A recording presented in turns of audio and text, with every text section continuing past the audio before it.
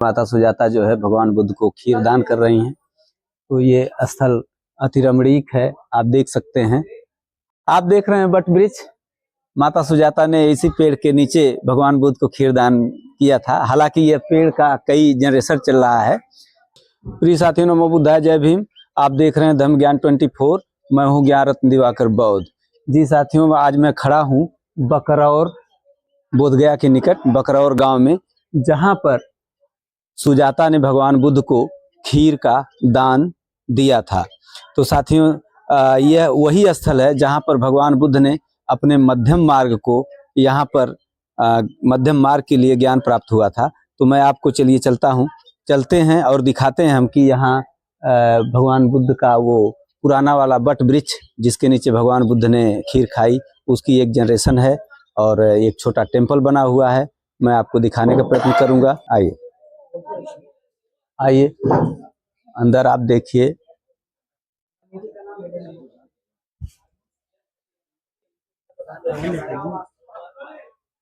प्रिय साथियों, महाबोधि महाविहार मुक्ति संघर्ष समिति आजमगढ़ मऊ के तत्वाधान में एक दल जो है लगभग 60 लोगों का एक बस के द्वारा यहाँ पर पधारा है। तो सबसे पहले ये आप देखिए बट वृक्ष।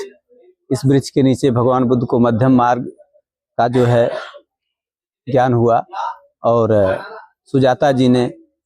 माता सुजाता जी ने आकर के यहाँ भगवान बुद्ध को खीर दान किया, जिसका आप प्रतिरूप आप देख सकते हैं। बोधि वृक्ष के ठीक जड़ में ही भगवान बुद्ध बैठे हैं। इधर माता सुजाता जो है भगवान बुद्ध को खीर दान कर रही हैं। तो ये स्थल अति रमणीक है, आप देख सकते हैं। यहाँ स्तूप स्थापित है छोटे छोटे, और इसी स्तूप का प्रतिरूप लोग बना करके हर जगह अभी बीता है ललरी छठ का त्योहार। तो छोटे छोटे स्तूप को बना करके मनौती स्तूप लोग जो है पूजा पाठ करते हैं। तो ये स्तूप की परंपरा हमारी यहाँ से ही शुरू हुई है कि बौद्ध धर्म से। तो आज वो देखने को मिल सकता है। आइए। बोधि वृक्ष का जड़ है जहाँ भिक्षा पात्र रखा गया है। और आ जाइए इधर भी दिखाते हुए आइए ना। आइए।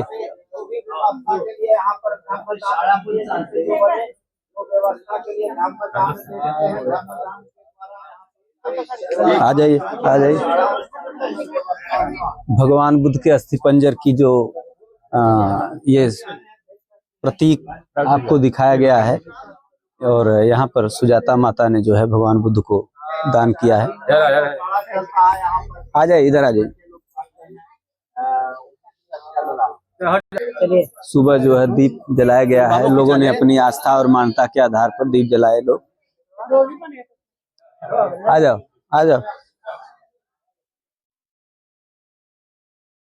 आ जाइए। Sujata right pudding milk rice जो है। आइए, कैमरा चालू करके आइए। बर्मा के द्वारा स्थापित किया गया है ये स्थल। बर्मा के लोगों ने यहाँ पर इस स्थल को बनाने का प्रयत्न किया।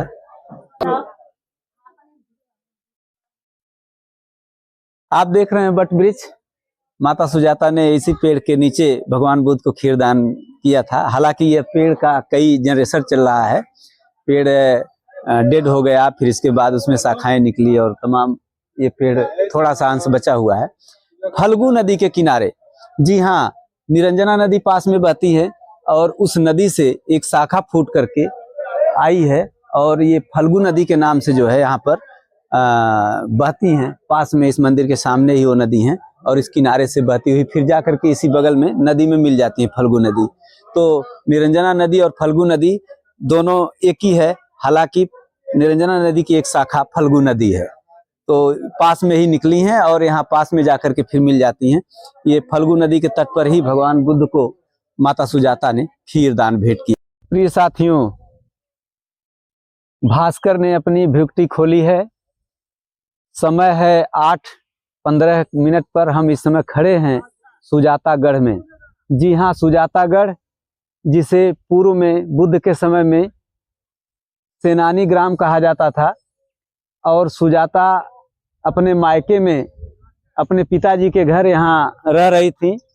ये सुजाता का गढ़ है और यहाँ से सुजाता जी जो है स्मारक के रूप में, ये सुजाता का स्मारक है जो खंडित हो गया है। आप ऊपर देख सकते हैं कि जो संरचनाएं हैं वो खत्म हो चुकी हैं। नीचे देखिए जो वो बना है, फर्श बना है, वो संरचनाएं अब धीरे धीरे खत्म हो गई हैं। फिर भी जो बचा है उसको सरकार ने संरक्षित किया है। तो साथियों, ये सुजातागढ़ है। सुजाता ने अपनी मनौती के अनुसार बुद्ध को खीर दान किया था। आपने वो स्थल को देखा ही है। यहाँ से मुश्किल से 200 मीटर या 300 मीटर की दूरी पर ये सुजाता का जो खीरदान का स्थल है और यहाँ सुजाता का गढ़ रहा है। उन्होंने मनौती के अनुसार यहाँ से अपने दासी के साथ वहाँ पहुँचती हैं और वहाँ जाकर के भगवान बुद्ध को खीर दान करती हैं। और वहाँ से भगवान बुद्ध जो है खीर को लेकर के नदी के किनारे जाते हैं, जो यहाँ से लगभग 2.5 से 3 किलोमीटर की दूरी पर है। वहाँ जाकर के खीर खाते हैं और भिक्षा पात्र को नदी में बहा देते हैं। तो ये स्थल पावन पवित्र स्थल है जहाँ पर माता सुजाता का मायका रहा है, सुजाता का गढ़ रहा है। तो आप देख सकते हैं ये बहुत भारी और बहुत बड़ा स्तूपा के रूप में एक स्मारक बना हुआ है यहाँ पर। उधर हमारे साथी बस से आए हैं लोग, जो दिखाइए उधर लोग पूजा अर्चना कर रहे हैं और सेल्फी ले रहे हैं इस समय। तो यह स्थल अति रमणीक है, बहुत ही सुंदर है और काफी अच्छा है। दूसरी बात यह है कि इस स्थल का नाम उस जमाने में सेनानी ग्राम था, लेकिन आज का यह बकरौर ग्राम है। बकरौर ग्राम है। हम एकदम ठीक निरंजना नदी के तट पर ही बकरौर ग्राम में खड़े हैं। तो आप सभी को सादर नमो बुद्धाय। जय भीम।